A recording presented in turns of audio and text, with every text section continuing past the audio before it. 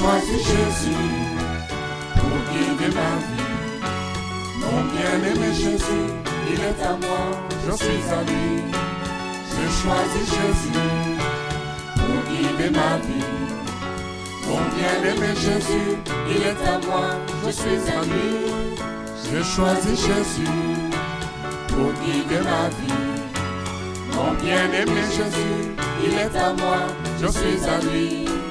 J'ai choisi Jésus pour guider ma vie. Mon bien-aimé Jésus, il est à moi, je suis à lui. En marchant dans les chemins. Alléluia, gloire au Seigneur. Nous bénissons le nom du Seigneur pour ce temps qui nous permet encore de nous retrouver. Nous sommes dans la joie. J'espère que tous vous êtes dans la joie. Nous saluons tous nos bien-aimés qui nous suivent sur le direct. Soyez bénis. Nous allons nous recommander entre les mains du Seigneur afin de lui confier ces instants de temps de louange et de prière. La louange, elle est super importante pour nous en tant qu'enfants de Dieu parce que je ne vois pas qu'est-ce qu'on peut donner d'autre de plus que de louer le Seigneur. Et d'ailleurs, c'est ce que le psaume 150 nous dit. Nous allons lire quelques extraits du psaume 150 avant de recommander ce temps entre les mains du Seigneur. Il est écrit ceci: louez l'Éternel, louez Dieu dans son sanctuaire, louez-le dans l'étendue où éclate sa puissance, louez-le pour ses hauts faits, louez-le selon l'immensité de sa grandeur, louez-le au son de la trompette, louez-le avec le luth et la harpe, louez-le avec le tambourin et avec des danses, louez-le avec les instruments à cordes et le chalumeau, louez-le avec les cymbales sonores, louez-le avec les cymbales retentissantes. Que tous ceux qui respirent louent l'Éternel. Amen. Bien-aimés, louons l'Éternel, ne soyons pas tristes, soyons dans la joie parce que dans la maison de l'Éternel, il vaut mieux y être que d'être ailleurs. Nous allons prier afin de confier ce temps entre les mains du Seigneur. Père éternel, nous bénissons ton nom. Nous te rendons grâce, Seigneur, pour ton amour et ta fidélité, Seigneur. Tu nous as fait grâce de voir ce jour. Et Seigneur, en retour, Seigneur, nous venons, Seigneur, louer ton nom. Nous venons glorifier ton nom parce que tu es le maître de tout, Seigneur. Seigneur, nous te bénissons, Seigneur, pour tous nos bien-aimés qui nous suivent en direct, Seigneur, de loin, Seigneur. Mais, Seigneur, nous prions aussi, Seigneur, vraiment que tout ce que nous allons utiliser, tout le matériel soit sanctifié par toi dans le nom de Jésus. Nous détruisons les œuvres de l'ennemi. Nous nous abandonnons entre tes mains, Seigneur. Nous voulons, Seigneur, voir ta gloire se manifester puissamment, Seigneur, au milieu de ton peuple. Sois élevé, sois glorifié dans le nom puissant de Jésus. Que la gloire te revienne à toi seul. Alléluia. Gloire à l'agneau, c'est le premier chant que nous allons prendre à la page 120. Le chant 120 à la page 39.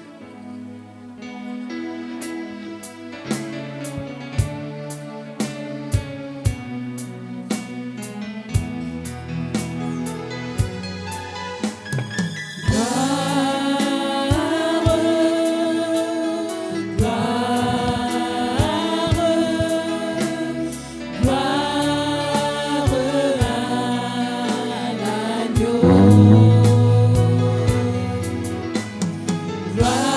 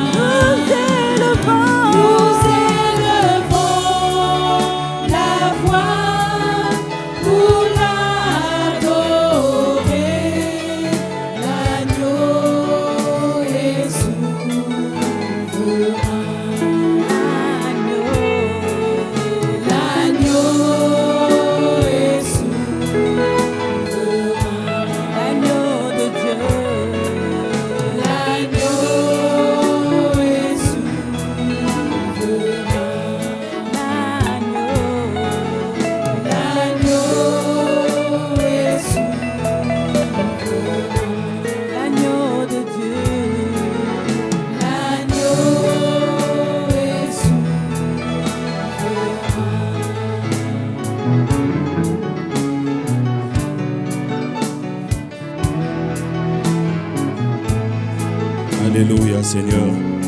Nous te rendons grâce, Seigneur, pour ce que tu es, Seigneur. Seigneur, non pas pour ce que tu fais, Seigneur, dans nos vies, mais pour ce que tu es. Tu es élevé, tu es le Dieu glorieux. Tu es le Créateur de toutes choses. Nous te rendons grâce, Seigneur. Seigneur, nul ne peut tirer gloire, Seigneur, à ton nom. Nous te bénissons, ô Éternel. Alléluia. Gloire à l'agneau. Le Seigneur, il est écrit dans le psaume 105, 115. Non pas à nous, Éternel, non pas à nous, mais à ton nom donne gloire. À cause de ta bonté, à cause de ta fidélité. Pourquoi une nation dirait-elle, où est leur Dieu? Notre Dieu est au ciel. Il fait ce qu'il veut, bien-aimé. Donnons gloire à l'agneau, gloire à notre Dieu. Personne ne mérite une gloire comme lui le mérite. Ne nous glorifions pas de ce que nous pouvons faire de notre intelligence. Que celui qui se glorifie de connaître l'Éternel. Alléluia. Comment expliquer Chant 64 à la page 22.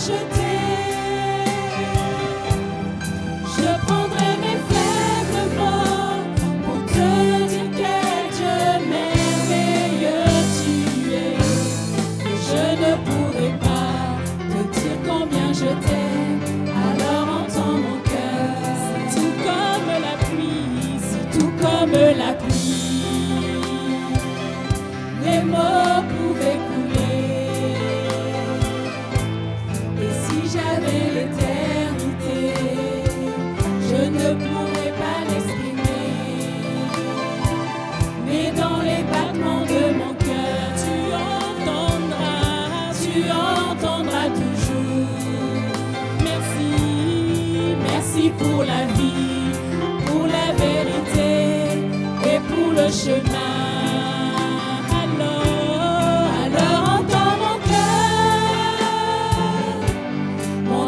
esprit qui te loue, entends le chant d'amour d'un enfant racheté.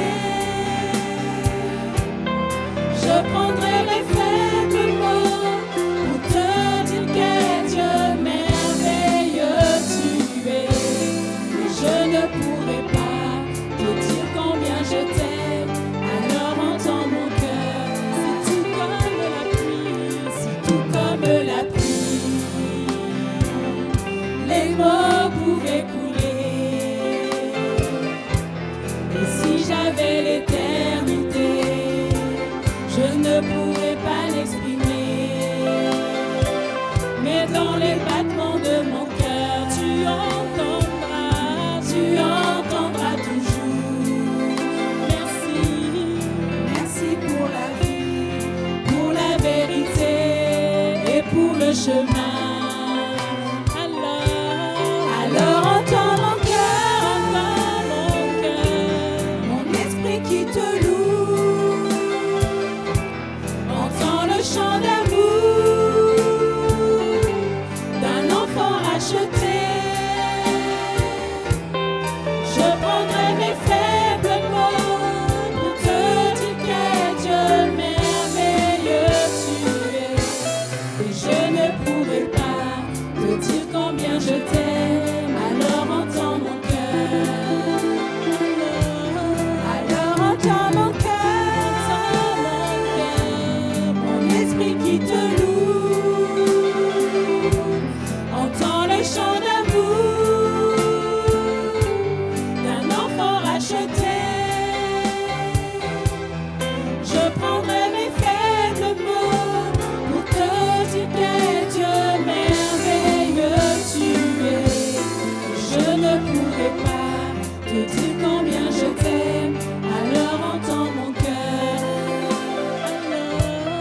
Alors entends mon cœur,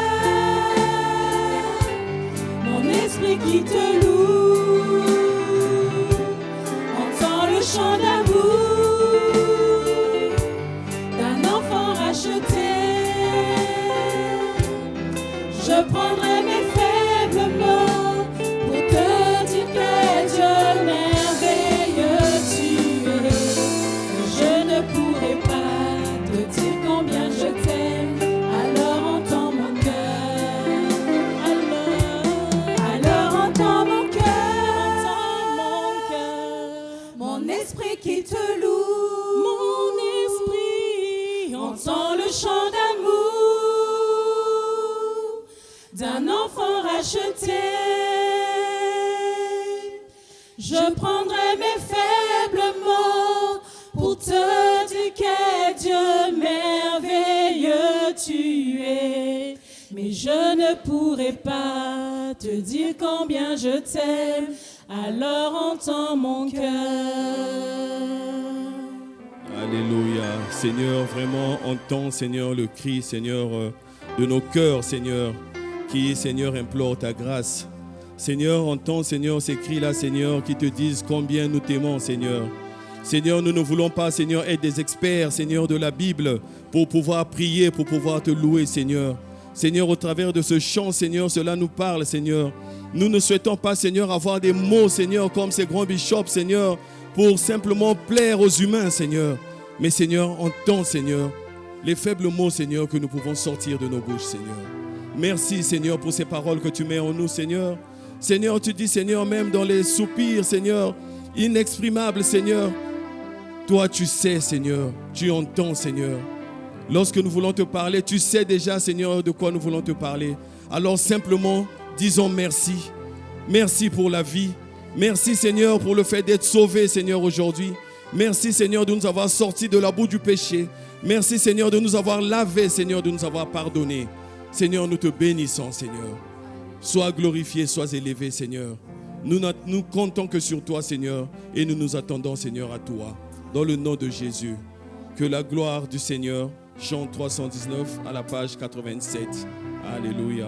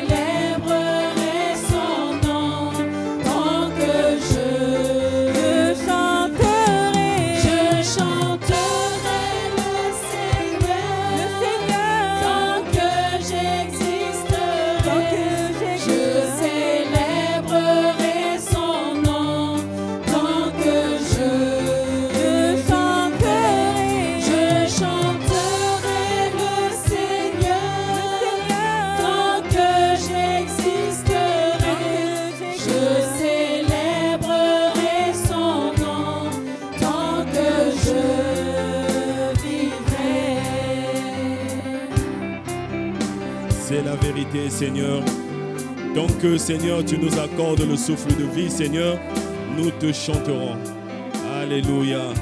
Tu es le Dieu véritable. Tu es le Dieu qui accomplit des merveilles. Nous te bénissons, ô grand roi. Merci, Seigneur, ta fidélité. Merci pour ton amour. Merci pour tes mains percées. Merci pour la croix, Jésus. Merci, Seigneur, pour la vie, Seigneur. Dans le nom de Jésus. Alléluia. Sois béni, Père éternel. Bien-aimés, nous venons de confesser, je chanterai l'Éternel tant que j'existerai. Vous savez, il est écrit dans le psaume 115, ce ne sont pas les morts qui célèbrent l'Éternel, ce n'est aucun de ceux qui descendent dans les lieux du silence. Nous, nous bénirons l'Éternel dès maintenant et à jamais. Bien-aimés, que cette confession soit vraiment, qui vienne du fond de nos cœurs, que nous puissions célébrer le Seigneur tant que nous existons. Dans les témoignages, ne jamais renier le Seigneur là où on se retrouve parfois en famille. On va se cacher en se disant que non, moi je suis chrétien dans mon coin, non. Confessons Jésus parce qu'il nous fait du bien, parce que c'est lui qui est le vrai et le meilleur.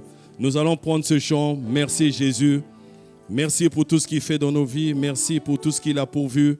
Chant 240 à la page 68. Alléluia.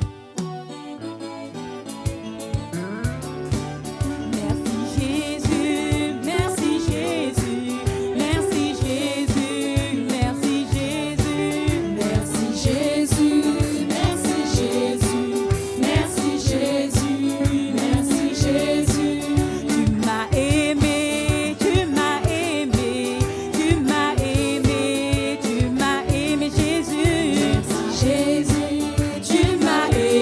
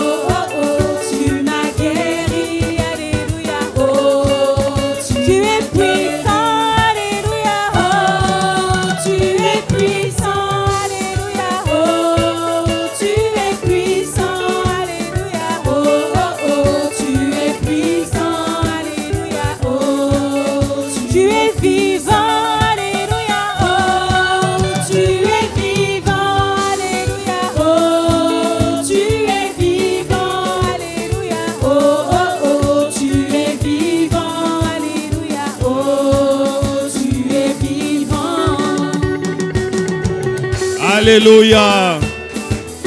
Il est vivant. Alléluia.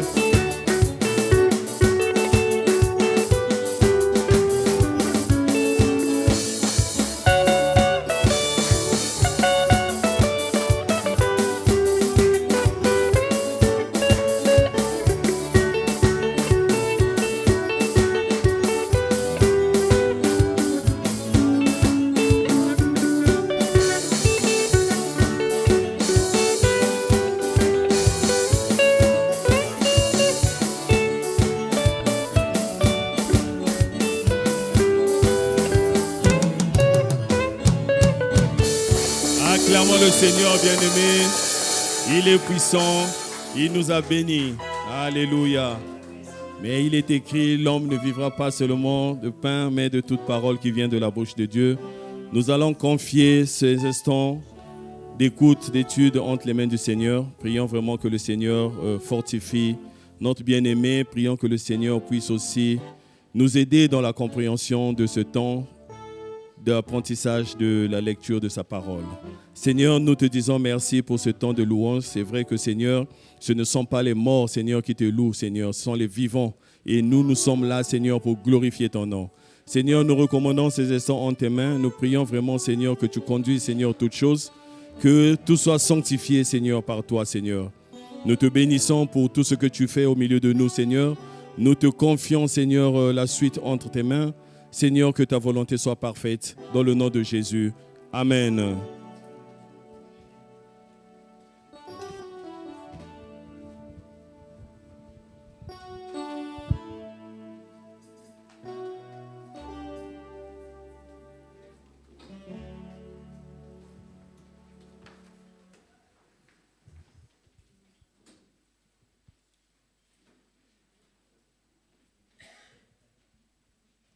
Gloire à Dieu. Nous allons continuer notre étude de Zacharie. Et comme je l'ai fait la dernière fois, je voudrais rappeler le contexte afin que tout soit lié dans nos têtes, parce que les textes bibliques peuvent parfois être difficiles à saisir dans l'ensemble.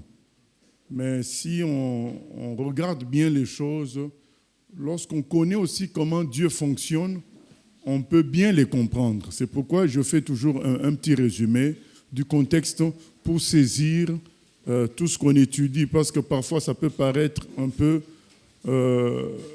inadapté à ta situation, inadapté à ce que nous vivons, selon notre conception, hein, et c'est bien qu'on fasse le recul, qu'on prenne du recul, qu'on fasse le résumé, et c'est ça qui nous permet de bien saisir les choses.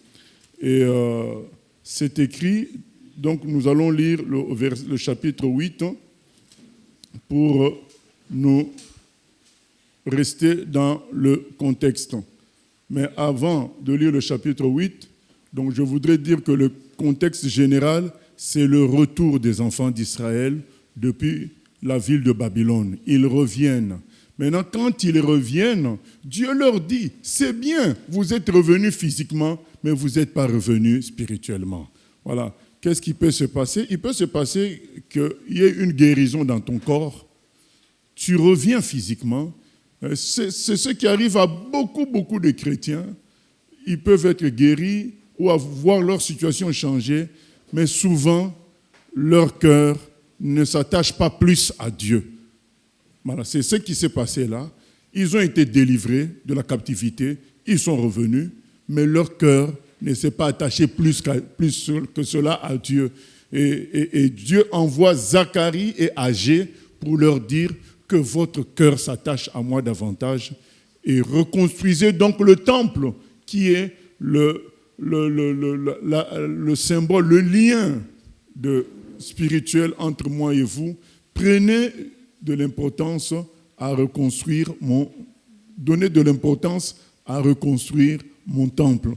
Voilà, c'est ça le début. Et Dieu donne des prophéties qui montrent, des visions à Zacharie, qui montrent que le souverain sacrificateur est sale. Ce qui veut dire que le peuple est sale, mais Dieu, dans sa grâce, va les laver. Ensuite, Dieu donne encore des visions qui montrent qu'il va juger le mal qui sévit dans son pays, et il viendra un temps où il n'y aura qu'un reste qui accomplira sa volonté. Après, il donne encore des visions sur le fait que le péché va être amené à Babylone. Il va vraiment prendre son siège là-bas. Nous avions expliqué que cela signifiait que le camp du bien et du mal vont être séparés radicalement, de sorte qu'on pourra bien voir que le mal est à gauche et le bien est à droite. Ça arrivera dans les temps à venir, c'est ce que Dieu montre. Et donc nous avions dit aussi que dans le fonctionnement de Dieu, quand il parle dans le local, dans le temps local, dans le temps du moment, il parle en même temps concernant la fin des jours, puisque ce qui l'intéresse plus que tout, c'est la fin des temps. Puisque tout le reste passe, mais la fin ne passe pas. Donc il y aura une situation à la fin qui, elle, ne passera pas. Si tu es considéré juste à la fin, tu le seras éternellement. Mais les situations intermédiaires passent. Donc Dieu peut parler pour nous fortifier pour des situations intermédiaires, mais en même temps, il utilise les personnes qui parlent de ces situations intermédiaires pour exposer les faits de l'avenir afin de nous orienter toujours vers l'avenir et non vers le local, parce que sinon nous allons mal interpréter son message. Parce que si nous regardons qu'au local, on va considérer que Jésus-Christ a perdu à la croix, alors que si on regarde à l'avenir, on va comprendre que ce qu'il a fait, c'est pour le salut de l'humanité entière. Donc nous devons avoir un regard local, mais un regard beaucoup plus futur, parce que c'est ça la finalité de tout. D'ailleurs, dans les pensées du jour, nous l'avons dit, les choses passent vite, mais ce que Dieu bâtit, c'est éternel. Tout le reste, les vacances, la jeunesse, la force, les moyens financiers, ça passe très vite. Donc, on ne s'en rend même pas compte, c'est déjà passé, mais ce qui demeure, c'est ce que Dieu construit avec nous. Voilà. Donc, Dieu va toujours faire les deux, parler pour la localité, pour le temps actuel, il va parler en même temps pour le temps à venir. Nous devons comprendre, c'est ça aussi le but de cette étude biblique, nous faire comprendre le fonctionnement de Dieu. Donc là, nous passons au chapitre 8, et puis notre chapitre d'aujourd'hui, c'est le 9 et le 10, mais nous lisons le 8 pour demeurer dans le contexte. Chapitre 8. La parole de l'Éternel des armées se révéla en ces mots. Ainsi parle l'Éternel des armées. Je suis ému pour Sion d'une grande jalousie, et je suis saisi pour elle d'une grande fureur. Ainsi parle l'Éternel. Je retourne à Sion, et je veux habiter au milieu de Jérusalem. Jérusalem sera appelée ville fidèle, et la montagne de l'Éternel des armées, montagne sainte. Ainsi parle l'Éternel des armées. Des vieillards et des femmes âgées s'assiéront encore dans les rues de Jérusalem, chacun le bâton à la main, à cause du grand nombre de leurs jours. Les rues de la ville seront remplies de jeunes garçons et de jeunes filles jouant dans les rues. Ainsi parle l'Éternel des armées. Si la chose paraît étonnante aux yeux du reste de ce peuple en ce jour-là, sera-t-elle de même étonnante à mes yeux ? Dit l'Éternel des armées. Ainsi parle l'Éternel des armées. Voici, je délivre mon peuple du pays de l'Orient et du pays du soleil couchant. Je les ramènerai et ils habiteront au milieu de Jérusalem. Ils seront mon peuple et je serai leur Dieu, avec vérité et droiture. Ainsi parle l'Éternel des armées. Fortifiez vos mains, vous qui entendez aujourd'hui ces paroles de la bouche des prophètes qui parurent au temps où fut fondée la maison de l'Éternel des armées, où le temple allait être bâti. Car avant ce temps, le travail de l'homme ne recevait pas sa récompense, et le salaire des bêtes était nul. Il n'y avait point de paix pour ceux qui entraient et sortaient à cause de l'ennemi, et je lâchais tous les hommes les uns contre les autres. Maintenant, je ne suis pas pour le reste de ce peuple, comme j'étais dans le temps passé, dit l'Éternel des armées. Car les semailles prospéreront, la vigne rendra son fruit, la terre donnera ses produits, et les cieux enverront leur rosée. Je ferai jouir de toutes ces choses le reste de ce peuple. De même que vous avez été en malédiction parmi les nations, maison de Juda et maison d'Israël, de même je vous sauverai et vous serez en bénédiction. Ne craignez pas et que vos mains se fortifient. Car ainsi parle l'Éternel des armées. Comme j'ai eu la pensée de vous faire du mal lorsque vos pères m'irritaient, dit l'Éternel des armées, et que je ne m'en suis point repenti, ainsi je reviens en arrière et j'ai résolu en ces jours de faire du bien à Jérusalem et à la maison de Juda. Ne craignez pas. Voici ce que vous devrez faire. Voici ce que vous devez faire. Dites la vérité, chacun à son prochain. Jugez dans vos portes selon la vérité et en vue de la paix. Que nul en son cœur ne pense le mal contre son prochain. Et n'aimez pas les faux serments. Car ce sont là toutes choses que je hais, dit l'Éternel. La parole de l'Éternel des armées me fut adressée en ces mots. Ainsi parle l'Éternel des armées. Le jeûne du 4e mois, le jeûne du 5e, le jeûne du 7e et le jeûne du 10e se changeront pour la maison de Juda en jour d'allégresse et de joie, en fête de réjouissance. Mais aimez la vérité et la paix.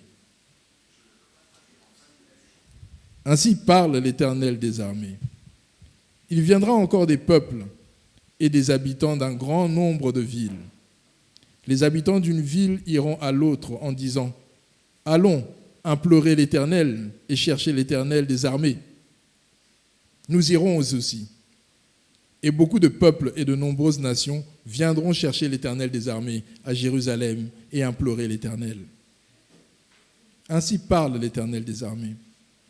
En ces jours-là, 10 hommes de toutes les langues des nations saisiront un juif par le plan de son vêtement et diront « Nous irons avec vous, car nous avons appris que Dieu est avec vous. » Voilà, Dieu maintenant prophétise des futurs glorieux un futur glorieux pour Jérusalem. Et il y a un terme qu'on a entendu, fortifiez-vous. Fortifiez vos mains, fonctionnez selon la vérité. Donc voilà le terme qu'on a entendu, rechercher la vérité et la paix. C'est peut-être quand on lit ces textes, ils paraissent un peu techniques, mais nous devons nous souvenir de la leçon. La leçon qu'il y a dans ces textes, c'est nous dire quoi? C'est que Dieu gagnera toujours. Même si Jérusalem est en difficulté, il y a un futur glorieux pour Jérusalem et ça sera extraordinaire à tel point que toutes les nations, les gens de toutes les nations saisiront un juif, ils diront « Nous allons avec toi chez vous parce que nous avons appris que Dieu est là-bas. » Voilà, donc c'est un appel à tenir ferme dans la vérité, à tenir ferme dans la fidélité à Dieu malgré les apparences, parce que nous sommes honnêtes pour reconnaître que la vie ici sur terre n'est pas facile pour un juste. Un juste a devant lui un étalage de choses extraordinaires que le païen vit. Voilà, il voit la prospérité des méchants et il est embêté et il a l'impression que Dieu n'est pas là, mais Dieu dit, je suis là, mais aujourd'hui, vous êtes dans un temps d'épreuve, mais viendra un jour où c'est vous qui régnerez. Donc alors, il suscite des prophètes pour rappeler tout ça. Alors, pour nous qui lisons a posteriori, ça peut paraître sec comme ça, mais c'est fort, c'est puissant pour des gens qui luttent pour la vérité. C'est puissant pour eux d'écouter ces choses et de se dire, mais Dieu finira par triompher. Donc, comprenons les choses dans ce sens-là. Donc là, nous venons de voir prophétiser la restauration de Jérusalem, la gloire de Jérusalem au milieu des nations, avec un reste, avec un peuple qui va choisir la vérité et la paix. Nous passons au chapitre 9, toujours dans cet esprit-là de ce qu'on vient de lire, la restauration de Jérusalem. Dieu va annoncer la défaite des peuples environnants qui avaient fait souffrir Jérusalem, les enfants d'Israël autrefois. Chapitre 9. Oracle, parole de l'Éternel sur le pays de Hadrak. Elle s'arrête sur Damas, car l'Éternel a l'œil sur les hommes, comme sur toutes les tribus d'Israël. Elle s'arrête aussi sur Hamath, à la frontière de Damas, sur Tyr et Sidon, malgré toute leur sagesse. Tyr s'est bâti une forteresse. Elle a amassé l'argent comme la poussière et l'or comme la boue des rues. Voici, le Seigneur s'en emparera et précipitera sa puissance dans la mer, et elle sera consumée par le feu. Ascalon le verra, et elle sera dans la crainte. Gaza aussi, et un violent tremblement la saisira. Écron aussi, car son espoir sera confondu. Le roi disparaîtra de Gaza, et Ascalon ne sera plus habité. L'étranger s'établira dans Asdod, et j'abattrai l'orgueil des Philistins. J'ôterai le sang de sa bouche et les abominations d'entre ses dents. Lui aussi restera pour notre Dieu. Il sera comme un chef en Juda, et Écron sera comme les Jébusiens. Je camperai autour de ma maison pour la défendre contre une armée, contre les allants et les venants, et l'oppresseur ne passera plus près d'eux. Car maintenant, mes yeux sont fixés sur elle. Voilà, donc le Seigneur prophétise la défaite des nations qui entourent sa maison et qui ont fait souffrir les enfants de Dieu, le peuple de Dieu. Il dit comment, tout ce qu'on vient de lire là, ce sont des villes de Syrie, de villes du Liban, Syrie, Gaza, les Philistins. Ben, tous ces peuples-là ont maltraité Israël, bien sûr, selon la volonté de Dieu. Hein, c'est ce qui peut paraître contradictoire, mais ce peuple-là, eux-mêmes, n'étaient pas corrects, et donc Dieu les jugera aussi. Et tout ça est prophétisé pour fortifier les enfants d'Israël qui recherchent la vérité, pour leur dire qu'un jour viendra, tout ça, les ennemis d'Israël seront vaincus. Maintenant, il faut savoir que les prophéties, comme nous l'avions souvent dit, ont plusieurs temps d'accomplissement. L'accomplissement véritable étant le dernier accomplissement au royaume de 1000 ans. C'est ça qui se passera. Avant le royaume de 1000 ans, il y aura une succession de guerres qui va amener la défaite de ces nations-là. Mais déjà du temps d'Alexandre le Grand, le roi grec, il y avait l'accomplissement de cette prophétie qu'on est en train de lire. Alexandre le Grand avait envahi toutes les nations aussi qui environnent Israël et les avait dominées en étant comme l'épée du jugement de Dieu.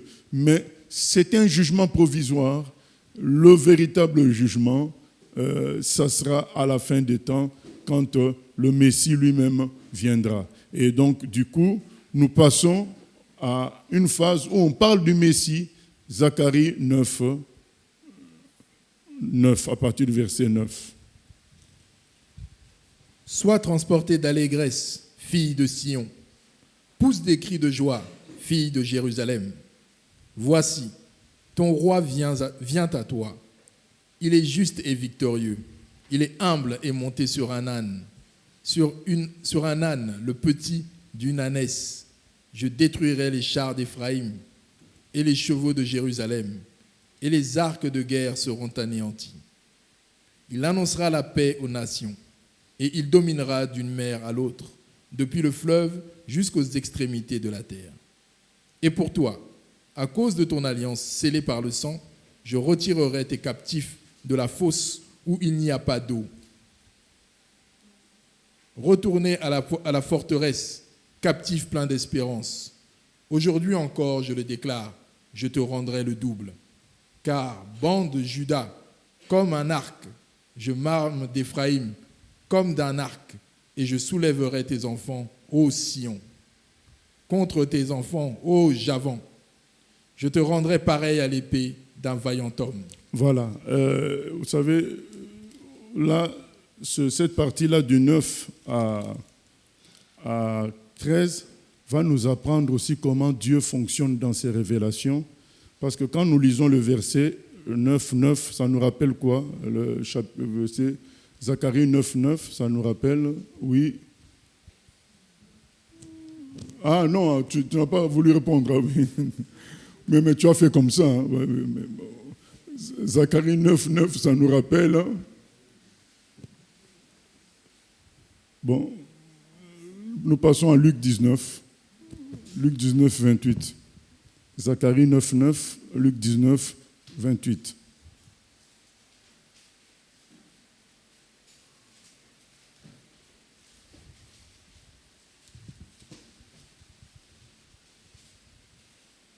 Luc 19, 28. Après avoir ainsi parlé, Jésus marcha devant la foule pour monter à Jérusalem. Lorsqu'il approcha de Bethphagée et de Béthanie, vers la montagne appelée montagne des Oliviers, Jésus envoya 2 de ses disciples en disant : « Allez au village qui est en face. Quand vous y serez entrés, vous trouverez un ânon attaché sur lequel aucun homme ne s'est jamais assis. Détachez-le et amenez-le. Si quelqu'un vous demande « Pourquoi le détachez-vous ?», vous lui répondrez « Le Seigneur en a besoin. » Ceux qui étaient envoyés allèrent et trouvèrent les choses comme Jésus leur avait dit. Comme ils détachaient l'ânon, ses maîtres leur dirent : « Pourquoi détachez-vous l'ânon ?» Ils répondirent : « Le Seigneur en a besoin. » Et ils amenèrent à Jésus l'ânon sur lequel ils jetèrent leurs vêtements et firent monter Jésus. Quand il fut en marche, les gens étendirent leurs vêtements sur le chemin.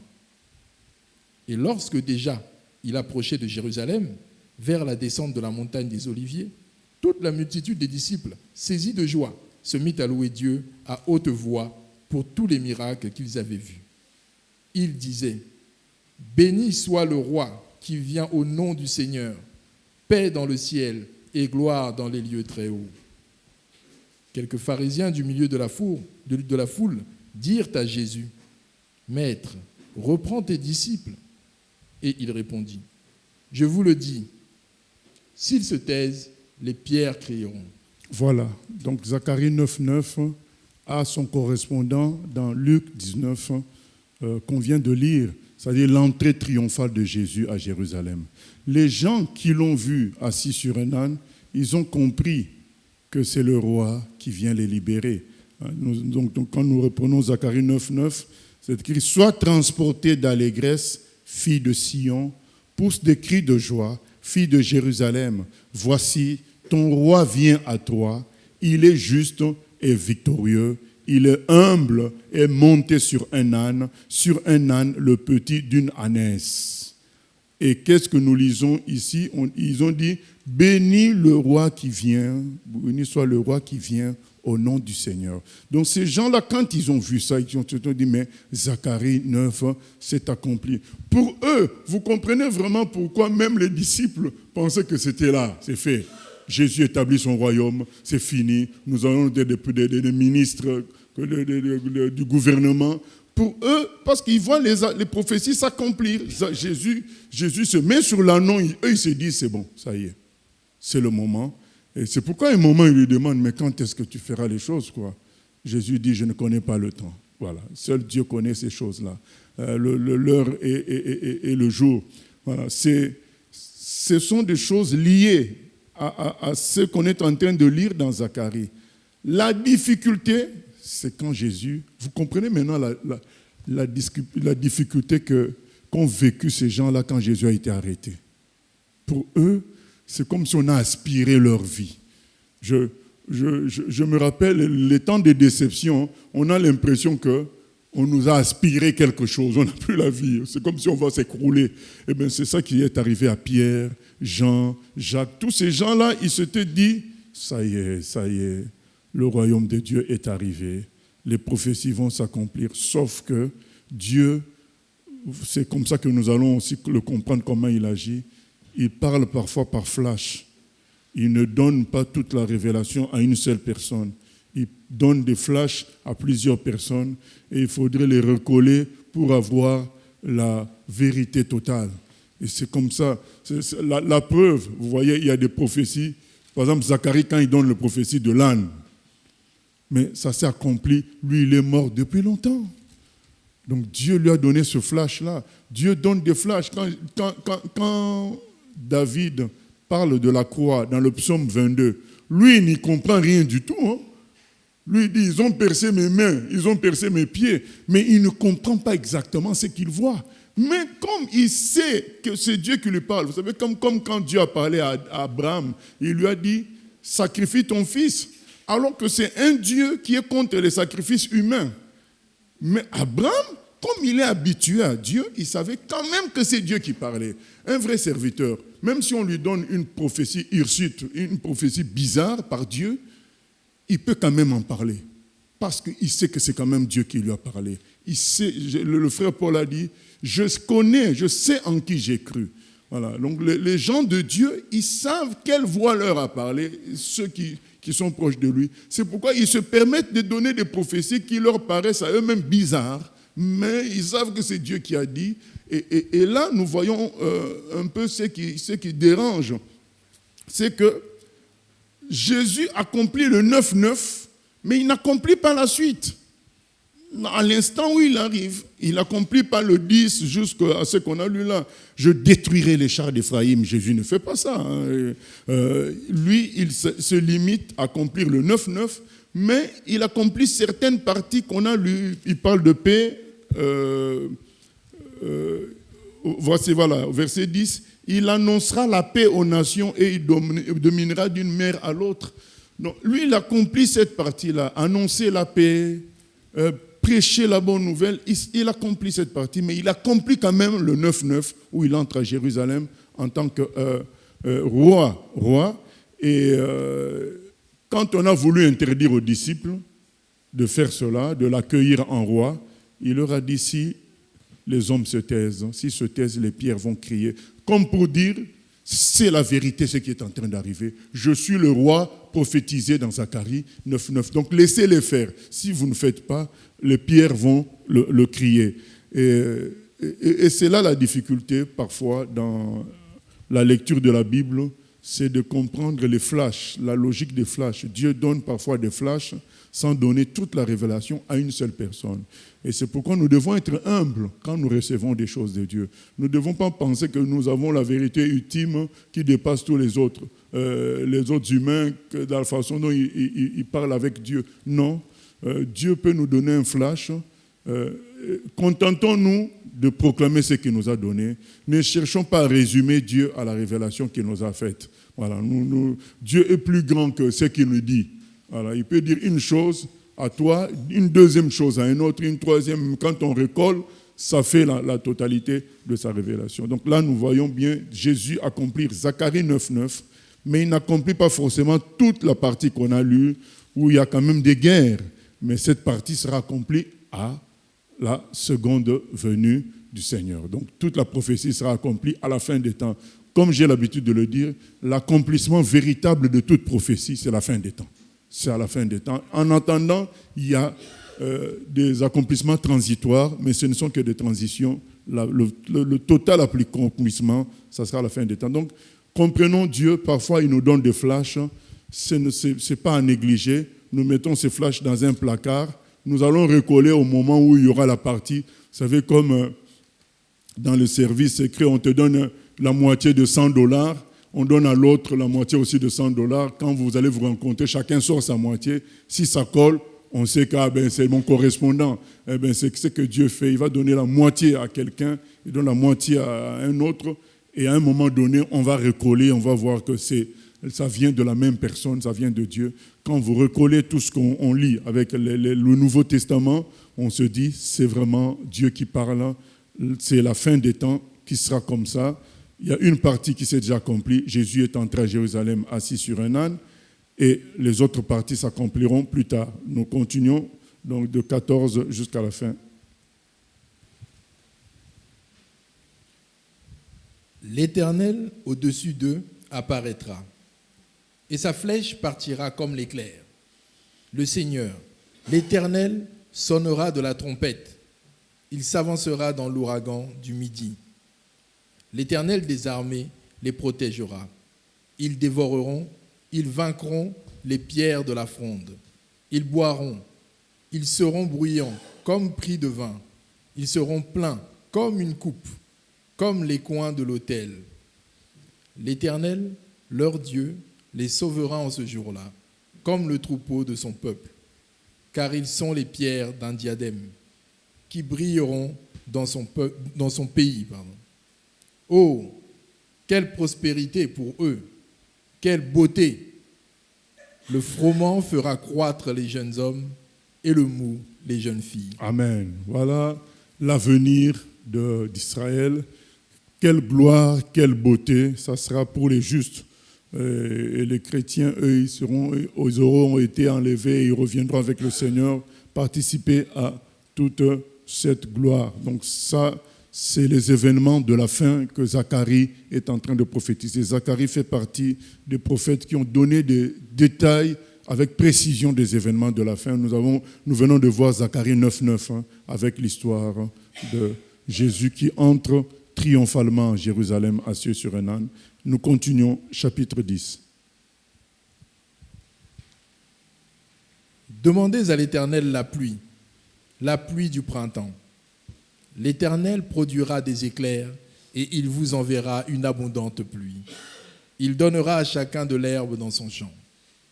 Car les téraphim ont des paroles de néant. Les devins prophétisent des faussetés. Les songes mentent et consolent par la vanité. C'est pourquoi ils sont errants comme un troupeau. Ils sont malheureux parce qu'il n'y a point de pasteur. Ma colère s'est enflammée contre les pasteurs et je châtierai les boucs. Car l'Éternel des armées visite son peuple, la maison de Juda. Et il en fera comme son cheval de gloire dans la bataille. De lui sortira l'angle, de lui le clou, de lui l'arc de guerre. De lui sortiront tous les chefs ensemble. Ils seront comme des héros, foulant dans la bataille la boue des rues. Ils combattront parce que l'Éternel sera avec eux.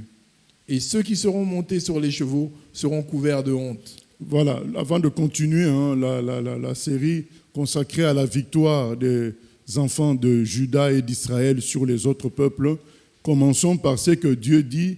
Il dit, demandez à l'Éternel la pluie du printemps. Donc, qu'est-ce que ça veut dire? C'est la pluie qui annonce la moisson. C'est cette pluie-là, parce qu'il y avait la pluie d'avant. Je ne connais pas trop le système agricole, mais il y a deux pluies principalement dans ces régions-là. Il y a la pluie d'avant et la pluie d'arrière-saison, c'est-à-dire la pluie du printemps. La pluie d'avant, c'est pour permettre que le sol soit défriché comme il faut, pour recevoir les graines qu'on sème. Et la pluie d'arrière-saison, donc c'est la pluie du printemps, c'est pour fortifier ce qui a été semé, recevoir les dernières vitamines costauds pour préparer la récolte. Et Dieu dit, nous sommes à la fin, nous sommes proches de la récolte, demandez l'onction liée à cette fin-là. Voilà, c'est ça que ça veut dire. Nous, aujourd'hui, nous devons prier pour cette onction-là, cette puissance qui est promise pour la fin des temps.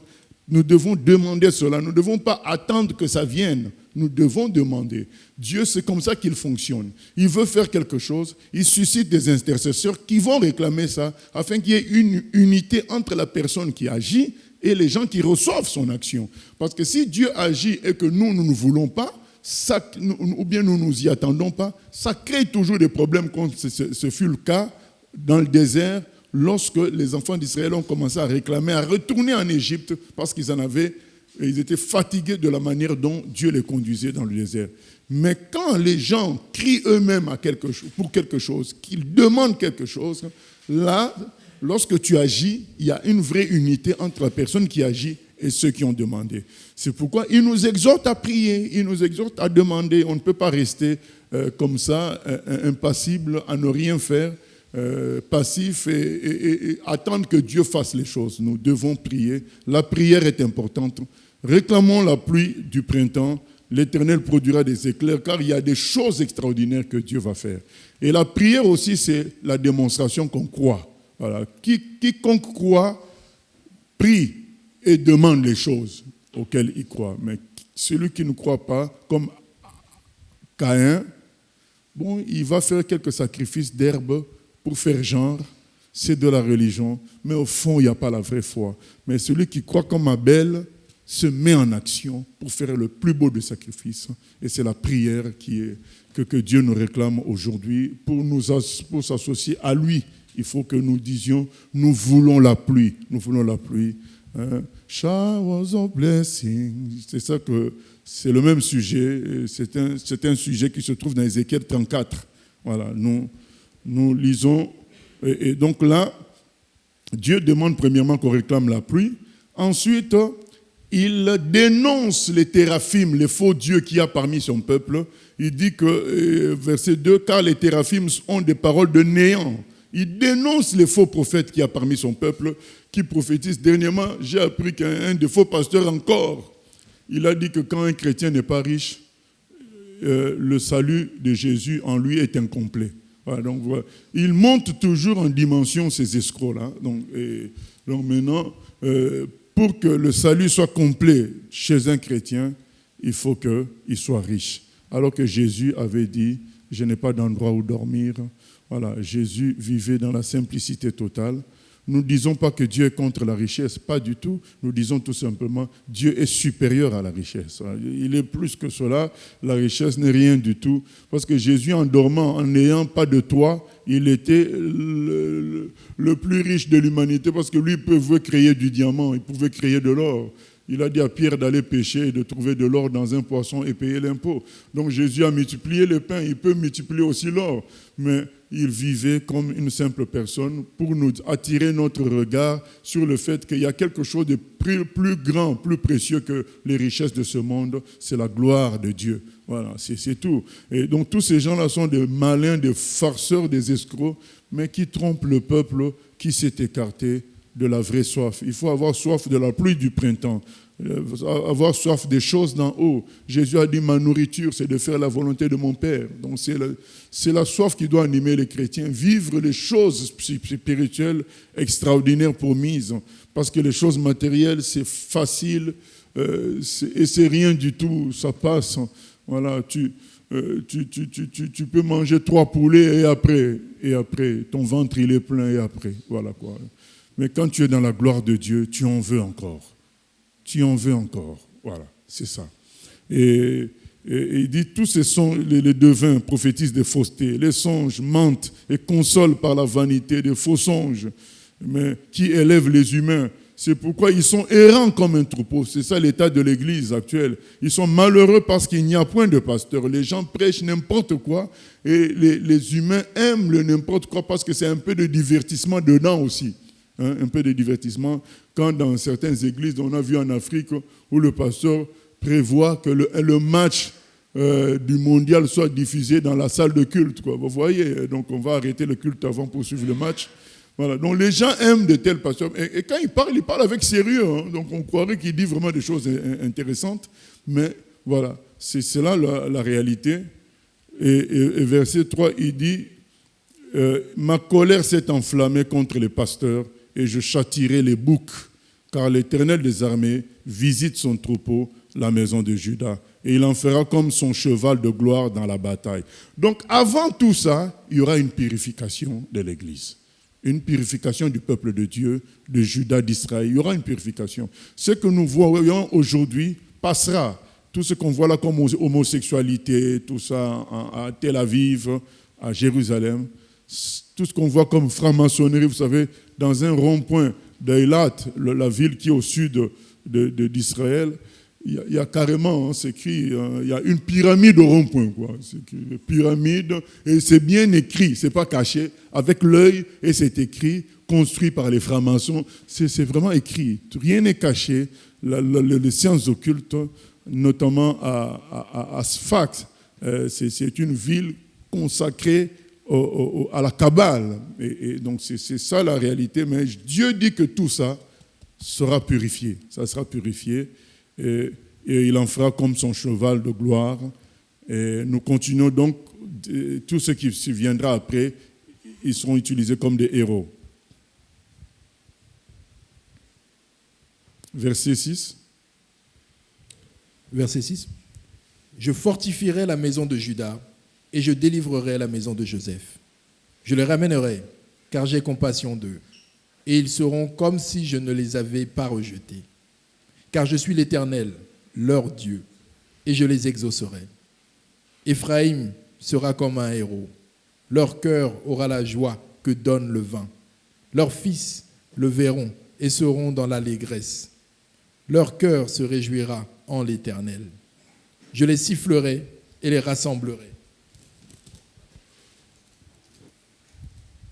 Pardon.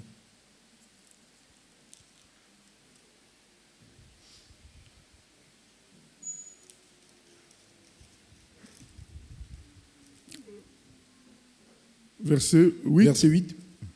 Je les sifflerai et les rassemblerai, car je les rachète et ils multiplieront, comme ils multipliaient.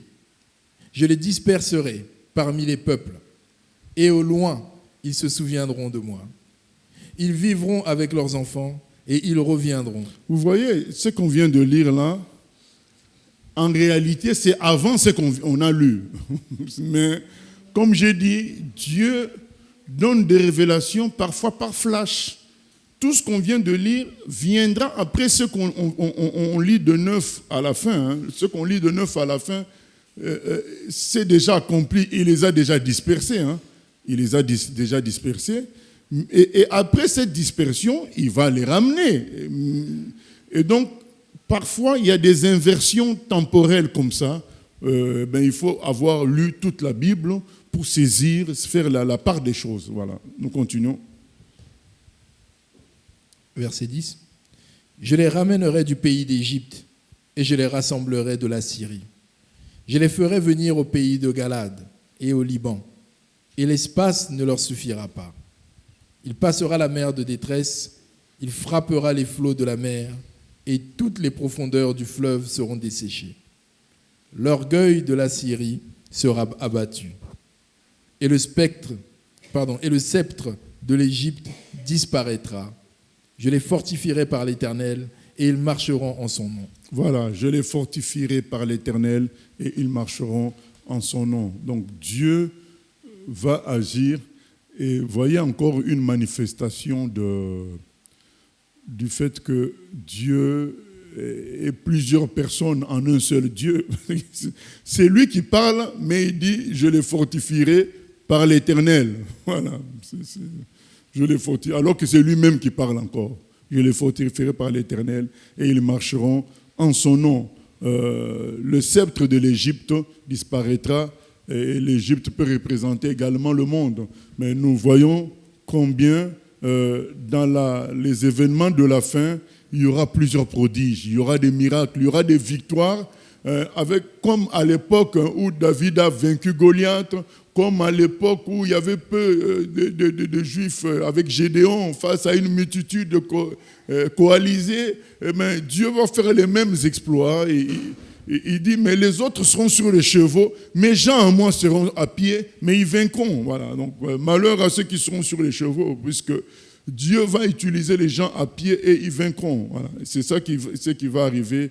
Et il y aura un temps de prospérité. Tout ça est décrit, mais tout ça viendra après que Dieu ait ramené les captifs de tous les autres pays du monde entier. Voilà, c'est ce que nous vivons déjà en avant-goût. En avant-goût, il y a comme une forme de retour des enfants d'Israël, mais il y aura encore un plus grand retour plus tard. Voilà, c'est ce qui est prophétisé dans Zacharie.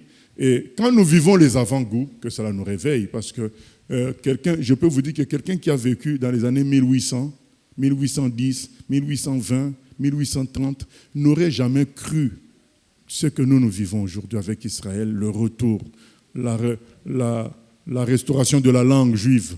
Il n'aurait jamais cru. Jérusalem était devenue une bourgade comme ça, abandonnée, personne ne s'en préoccupait. Personne ne s'en préoccupait. Il y avait des marécages en Galilée, remplis de moustiques. D'ailleurs, c'est ça qui a fait que les Juifs ont facilement acheté les terres. Parce que ceux qui leur vendaient disaient, mais c'est des terres inutiles, ça va servir à quoi? C'est des marécages. Mais eux, ils ont planté des eucalyptus qui ont absorbé l'eau sous terre, qui ont asséché l'eau, de sorte qu'ils ont pu planter autre chose. La malaria, donc le paludisme a disparu, parce qu'à l'époque, cette zone-là était devenue une zone en malaria, à paludisme. Et Dieu, s'il a accompli une partie de ce que nous lisons, disons-nous bien que tout le reste s'accomplira à un moment donné. C'est que, rappelons-nous ce que j'avais dit précédemment, le terme « fortifiez-vous », que tout ça nous fortifie.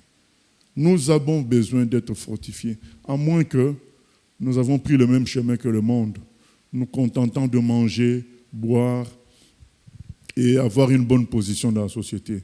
Mais si vraiment nous sommes de Dieu, quelque part, nous devons nous sentir malheureux de voir le mal prospérer, comme on voit, le mal, comme les Asaph ont vu aussi en leur temps, comme Job a semblé voir aussi en son temps, les justes souffrent de voir ce qui se passe dans le monde. Moi, je souffre de voir combien les distractions, quand je vois des musiciens remplir le stade et des choses comme ça, tu dis, mais c'est pas normal qu'on néglige Dieu comme ça. Quand tu vois que c'est une grosse honte de parler de Dieu, c'est comme si tu étais devenu bête aux yeux des gens. Mais tout ça, c'est la souffrance des justes. Mais donc, toutes ces prophéties que nous lisons ont pour but de nous dire, nous aurons le dernier mot. Et donc, si nous aurons le dernier mot, autant dès maintenant manifester que c'est nous qui sommes les privilégiés. Autant dès maintenant persévérer dans la prière, parce que nous savons que le dernier mot nous reviendra. Job 19, 25, on va clôturer avec ça. Job 19, 25.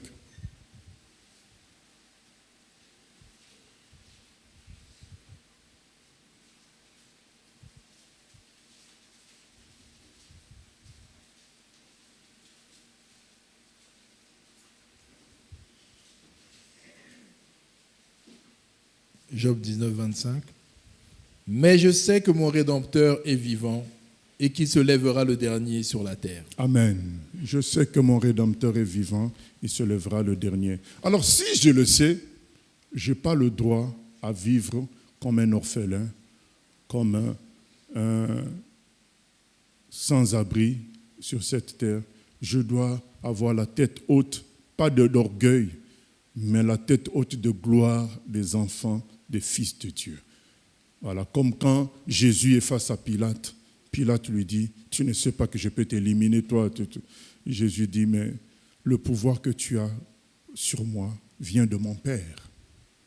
Il reconnaît le pouvoir qu'avait Pilate, mais il lui annonce que ça vient de Dieu. Voilà. Peut-être que ton voisin est plus riche que toi. Peut-être que ton collègue au travail est plus élevé en richesse et en beaucoup de choses que toi, mais toi, tu es un enfant de Dieu. Tu ne dois pas en avoir honte, parce que les prophéties te donnent raison. Les prophéties te donnent l'avenir. Dans l'avenir, c'est toi qui régneras. Alors, autant dès maintenant avoir une attitude, pas d'orgueil, mais une attitude de dignité, d'assurance liée au fait que Dieu est avec toi. Comme Paul face au roi Agrippa. Il expose au roi Agrippa pourquoi il est emprisonné. Il expose au roi Agrippa comme un égal, pas comme si le roi Agrippa était supérieur à lui. Donc il lui montre que le Dieu en qui il croit, il lui est apparu sur le chemin de Damas en grande lumière.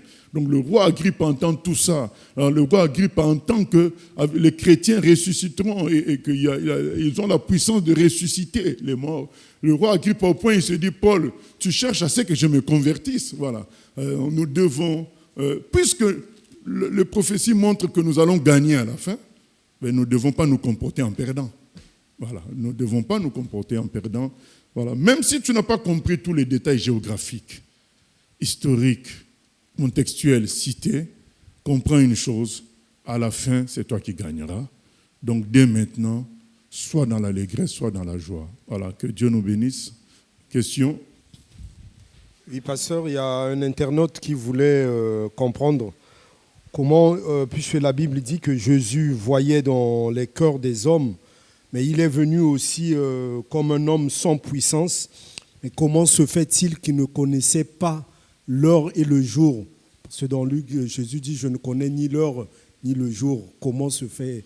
Il veut comprendre, l'internaute veut comprendre. C'est un abaissement volontaire décidé par lui afin qu'il soit comme un homme comme nous. Là, il parle comme un homme comme nous. Il n'a pas à connaître ça. On fera à Paris le séminaire au mois d'octobre. Le titre, c'est l'homme Jésus. En fait, le but de ce séminaire-là, c'est de montrer que Jésus était un homme comme nous. Or, si en tant qu'homme, il a ces privilèges-là, imaginez que nous, on sache quand Dieu revient. Ah ben nous tous, on attendra la veille. Hein? Donc, entre-temps, tu gifles les gens, tu fais des trucs. Tu sais qu'une semaine avant, tu t'ajustes. Hein? Donc, si Jésus avait ça, il serait plus homme comme nous. Il faut qu'il soit dans le même état pour que nous ayons le courage de dire « je peux aussi ». Parce que si Jésus a des choses plus que nous, du coup, nous ne pouvons pas l'imiter. Nous allons dire « mais oui, mais lui, c'est normal. Il connaissait le jour du retour. » Mais Jésus s'est astreint à certaines faiblesses pour qu'il soit un homme comme nous. C'est écrit dans Philippiens 2. À chaque fois que je réponds à ce genre de cas, parce que ce n'est pas la première fois qu'on pose cette question, à chaque fois que j'y réponds, je donne Philippiens 2, mais c'est peut-être mieux qu'on lise. Hein. Philippiens 2, 5 à 11 explique cela, que Jésus s'est réduit à cela afin d'être un homme comme nous, et jusqu'à mourir comme un esclave, voilà, comme un malfaiteur.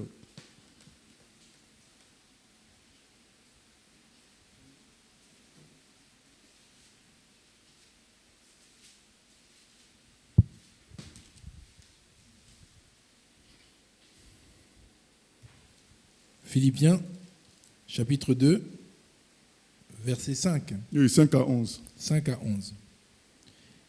Ayez en vous les sentiments qui étaient en Jésus-Christ, lequel, existant en forme de Dieu, n'a point regardé comme une proie à arracher d'être égal avec Dieu, mais s'est dépouillé lui-même en prenant une forme de serviteur, en devenant semblable aux hommes, et ayant paru comme un simple homme, il s'est humilié lui-même, se rendant obéissant jusqu'à la mort, même jusqu'à la mort de la croix.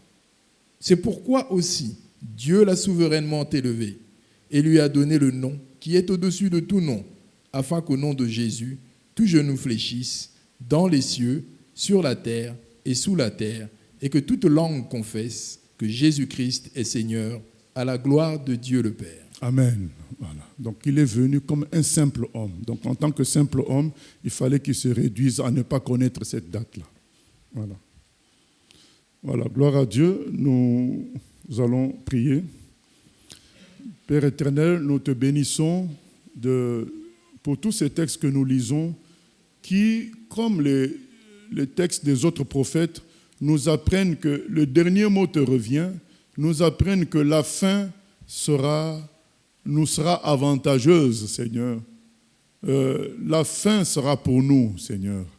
Et ainsi, nous pouvons considérer que le présent est également pour nous. Donc, l'apparence d'infériorité que nous vivons n'est qu'une apparence.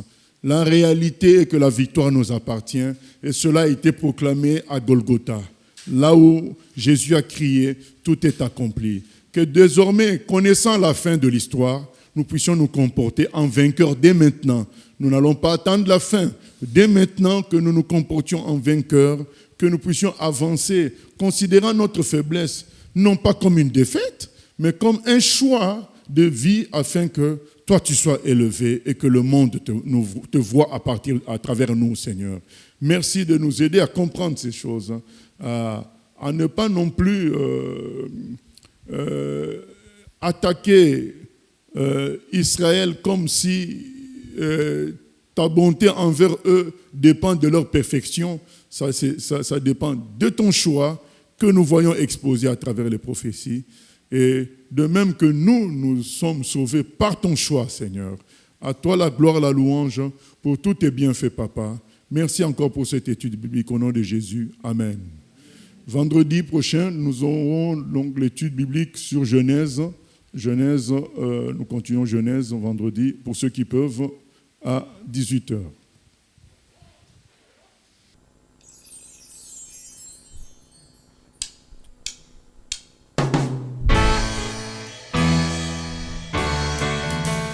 J'ai choisi Jésus pour guider ma vie. Mon bien-aimé Jésus, il est à moi, je suis à lui. J'ai choisi Jésus pour guider ma vie. Mon bien-aimé Jésus, il est à moi, je suis à lui.